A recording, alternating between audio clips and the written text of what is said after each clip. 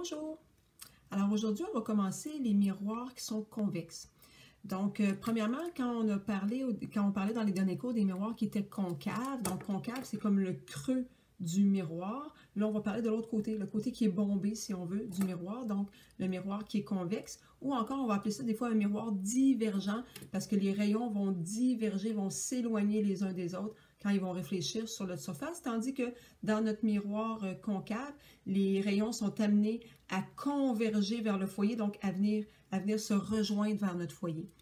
Donc ici, quand on parle de miroir convexe, il y a un synonyme qu'on va employer parfois qui est un miroir divergent. Alors, tout comme la dernière fois, on revient avec la théorie là, que des miroirs courbes, il existe deux catégories, les miroirs concaves et les miroirs convexes. Et aujourd'hui, on va se concentrer sur les miroirs convexes. Donc, c'est l'extérieur de la sphère creuse qui va réfléchir la lumière. Donc, au lieu que mon rayon arrive par ici et soit réfléchi vers l'intérieur, il va être réfléchi sur l'extérieur de mon cercle. Donc, le rayon va arriver de ce côté et va être réfléchi. Alors, on vous parle tout d'abord de la normale. On vous dit que la normale, qu'on va tracer dans pas longtemps en pointillé, là, est toujours perpendiculaire à la surface du miroir au point d'incidence. Notre point d'incidence ici sera cet endroit-là sur notre miroir, donc l'endroit où le rayon incident vient frapper notre miroir. On dit qu'elle se trace en joignant le centre de courbure à ce point d'incidence. Donc, ce qui veut dire que si je relie le centre de courbure à mon point d'incidence, je vais faire ça avec un pointillé, et que je continue de l'autre côté du miroir, eh bien, ce que je viens de tracer, c'est la normale. La normale qui, pour un endroit très précis sur mon miroir, là, disons ici, serait perpendiculaire à cette petite surface-là de mon miroir. Donc, on vous dit en réalité, le rayon du cercle est perpendiculaire à n'importe quel point du miroir, c'est-à-dire que le rayon ici de mon cercle est toujours perpendiculaire en un point précis de mon miroir. Donc, ça, c'est des choses qu'on avait quand même parlé qui restent un peu les mêmes que ce qu'on avait vu avec le miroir concave. On vous dit ensuite que tous les rayons qui vont frapper un miroir vont respecter la loi de la réflexion, c'est-à-dire que mon angle incident sera égal à mon angle réfléchi. Donc, ça ne change pas. Et on vous dit que le rayon de courbure est le double de la distance focale. Ça non plus, ça ne change jamais. Donc, R est égal à 2F. Donc, le rayon, on pourrait prendre le rayon aussi qui est sur l'axe principal, là. Le rayon de mon cercle est égal à 2 fois la distance focale. Donc, le foyer va être au centre entre le sommet et le centre de mon miroir. Donc, ça reste comme on a vu avec notre miroir concave pour l'instant. Je vais monter ça un petit peu plus haut pour avoir accès à l'image et à ce qui est en bas. Donc, là, tout à l'heure, j'ai tracé la normale. On pourrait tracer, dans le fond, aussi le rayon réfléchi, tant qu'à être rendu là. Donc, avec le rapporteur d'angle, on vient le situer sur la normale. Donc, mon rayon de 90 est aligné avec ma normale. Si je regarde ici ma valeur, c'est pas évident. Mon rayon est un petit peu court. Je pourrais le rallonger. Donc, mais comme ça, vite, je dirais qu'il est environ à 62, 62,5. Donc, je vais aller me faire un rayon réfléchi ici à 62,5. Je fais un petit point. Donc, on va tracer notre rayon réfléchi. Comme ceci. Donc, ce qui veut dire que, ce qu'on disait tout à l'heure, notre angle incident sera égal à l'angle réfléchi. Et on se rappelle bien hein, que l'angle incident, ce n'est pas l'angle entre le miroir et le rayon, c'est bien l'angle entre le rayon et la normale, toujours. Donc, ça peut être mélangeant au point de vue du vocabulaire. Si je m'en vais voir ce qui est en bas, alors, tout comme on l'avait fait avec le miroir concave, on va parler premièrement de l'axe principal. Donc, l'axe principal qui est la ligne droite qui va passer par notre centre de courbure, notre foyer, notre sommet. Donc, c'est ce qu'on appelle l'axe principal. Ensuite de ça, on va avoir le sommet. Donc, le sommet qui est l'endroit où l'axe principal va croiser mon miroir. Donc, ce serait mon point ici, mon sommet. Ensuite, le foyer. Donc, le foyer, je vais le mettre en orange. Donc, mon foyer qui est ici. On nous dit que le foyer, c'est le point sur l'axe où une image... C'est le point où va se former une image qui est à l'infini. Donc, c'est ce qu'on avait vu là, dans les miroirs concaves, donc ça ne change pas. Et tu remarqueras que mon foyer, par rapport à mon miroir, quand on voyait les miroirs concaves, là, donc mon foyer est situé à la même place. Mon centre est encore le centre du cercle. Par contre, cette fois-ci, moi, mes rayons vont arriver de l'autre côté. Donc, mes rayons n'arriveront pas du même sens que le foyer. Mes rayons vont arriver en sens inverse parce que ce qui va m'intéresser, c'est la face externe du cercle. On pourrait aussi aller noter, à ce moment-ci, que la distance entre mon sommet et mon foyer, on va appeler ça petit f, parce que petit f, c'est ce qu'on a ici, soit la distance focale, donc la distance entre le foyer et le sommet. On a aussi le centre de courbure, que je vais venir mettre en bleu. Donc, le centre de courbure qui est le centre du cercle. Et le rayon de courbure. Donc, mon rayon de courbure, lui, ce serait toute cette distance-là ici. Donc, rayon de courbure qui est la distance entre le centre du cercle et le sommet du miroir. Donc, on a défini tous nos mots, ce qui fait qu'on va pouvoir aller à la page suivante pour aller dessiner nos rayons comme on l'avait fait pour le miroir concave. Donc maintenant, on va venir tracer nos rayons qui sont divergents, et on va voir que l'image va venir se former derrière le miroir à ce moment-là. Donc, contrairement à mon miroir concave, où la majeure partie du temps, l'image, elle était réelle, on pouvait la capter avec un écran. Dans le cas des miroirs convexes, mon image sera virtuelle, tout comme les miroirs plans, et je ne pourrai pas capter mon image avec un écran, ce qui fait que l'image va se former derrière le miroir avec les prolongements des rayons. Alors, je commence tout de suite. Je me suis marqué mon code de couleur là, pour ne pas l'oublier. Donc, rouge, vert, bleu, orange. Et je vais commencer par le rayon qui s'en vient de façon parallèle à mon axe. Donc, si je prends par exemple un objet qui serait plus loin, on ne le voit pas pour l'instant, et que mon rayon arrive de façon parallèle, de cette façon-ci, vient frapper mon miroir, on voit que c'est un miroir qui est convexe. Donc, il y aurait cette forme-ci. Donc, le rayon arrive sur l'extérieur. Eh bien, ce rayon-là, il va être réfléchi de façon à ce que son prolongement va venir passer par le foyer. Donc, c'est-à-dire que si je m'en viens faire des pointillés derrière le miroir, eh bien, ça va me donner l'angle selon lequel ce rayon-là est réfléchi, comme ça, sur mon miroir. Et si j'avais un autre rayon parallèle, peu importe où, là, il pourrait être en haut du même côté, ou je pourrais le faire aussi en bas. Donc, peu importe où il est, en autant qu'il soit parallèle à mon axe principal, eh bien, ce rayon-là aussi, son prolongement derrière le miroir, va m'indiquer de quelle façon le rayon va être réfléchi de l'autre côté du miroir. Et on voit que ces rayons-là vont se croiser en un point qui est le foyer. Donc, dans le deuxième cas, on vous dit un rayon se dirigeant vers le foyer est réfléchi parallèlement à l'axe. Donc, je viens faire mon rayon qui, au prime abord, se dirige vers le foyer. Mais quand il arrive au point d'incidence, ce rayon-là, bien, il va partir de façon parallèle à l'axe, ce qui veut dire qu'il va être réfléchi. Donc, il va être réfléchi du côté du miroir de façon parallèle. Je vais me placer comme il faut. Comme ça ici. Donc, il va être réfléchi de façon parallèle. Et sa continuité, c'est toujours le rayon réfléchi qu'on va aller transposer derrière le miroir. Donc, mon rayon incident est ici, mon rayon réfléchi, et c'est ce rayon réfléchi-là que je vais aller transposer de l'autre côté de mon miroir. Je pourrais faire un autre exemple.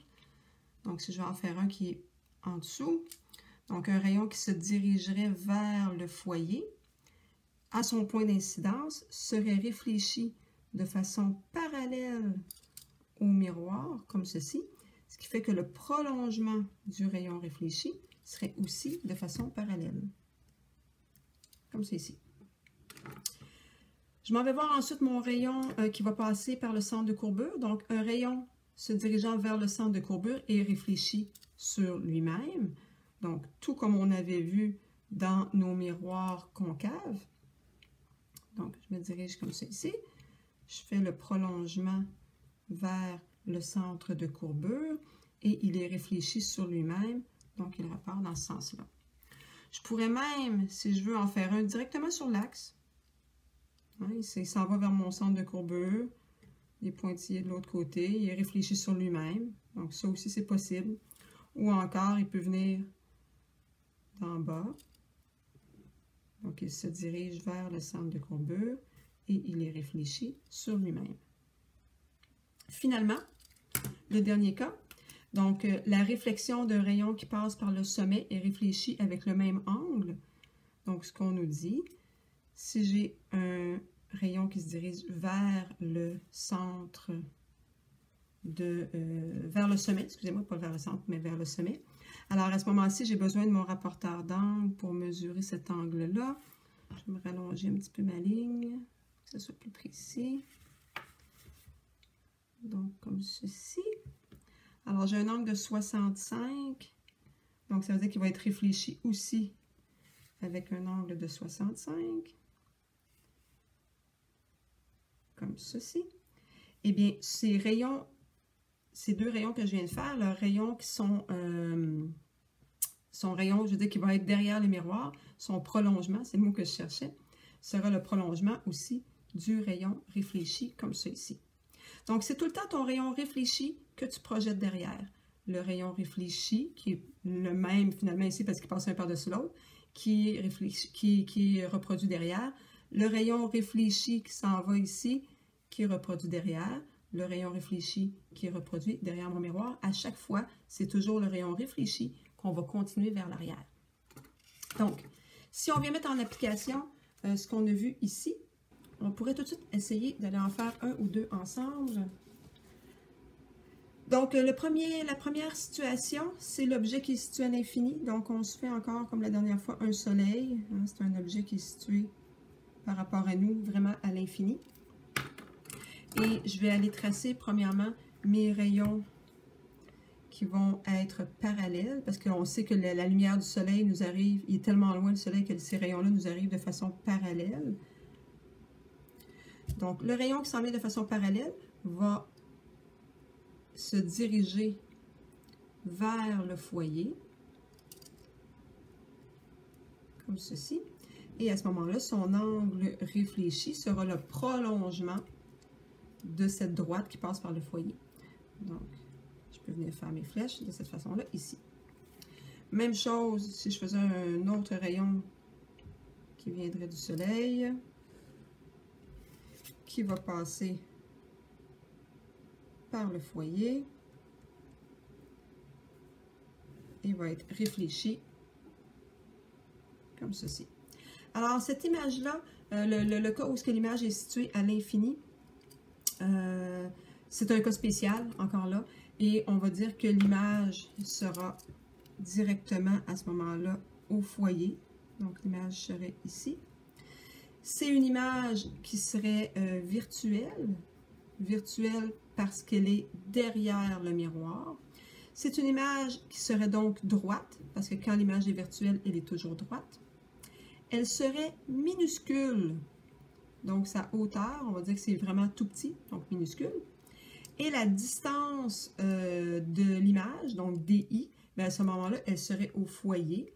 Et si je le calcule ici, mon foyer, j'ai une distance de 2,70. Et vu que je suis derrière le miroir, c'est une distance qui est négative, 2,70 cm. Comme ceci. Alors, mon DO, donc la distance de l'objet, serait beaucoup plus grande parce qu'on a dit que c'était à l'infini que la distance DI. Mon HO, qui est la hauteur de l'objet, serait beaucoup plus grand parce qu'on a dit que le HI était minuscule. Donc, comme ceci. On va en faire un dernier ensemble et ensuite, je te laisserai essayer de faire le dernier par toi-même. Donc, si on regarde maintenant notre deuxième dessin. Donc, on a un objet avec un miroir qui est un miroir encore convexe. Donc, je vais commencer avec mon rayon qui est parallèle. Donc, un rayon qui s'en vient de façon parallèle à mon miroir et va être réfléchi en passant par le foyer. Donc, son prolongement va passer par le foyer et va être réfléchi de cette façon-là ici. Donc, je m'en viens faire mes flèches, comme ça. Mon deuxième rayon, que je vais venir faire vert à ce moment-là, il se dirige vers le foyer, mais quand arrive au miroir, en son point d'incidence, il va continuer de façon parallèle, ou il va être réfléchi de façon parallèle à l'axe principal. Donc, je m'en viens faire une droite ici qui va être parallèle à mon axe. Donc, c'est mon rayon qui est réfléchi. Et à ce moment-là, eh bien, le prolongement qui se produit derrière le miroir sera aussi parallèle à mon axe. Et je vois que mes rayons viennent se croiser. Donc, ça me donne un indice que mon objet, mon image devrait être dans ce coin-là à peu près. Si je m'en viens voir maintenant le troisième rayon en bleu, celui qui va passer par le centre de courbure. Donc, il se dirige vers le centre de courbure. Il est réfléchi sur lui-même.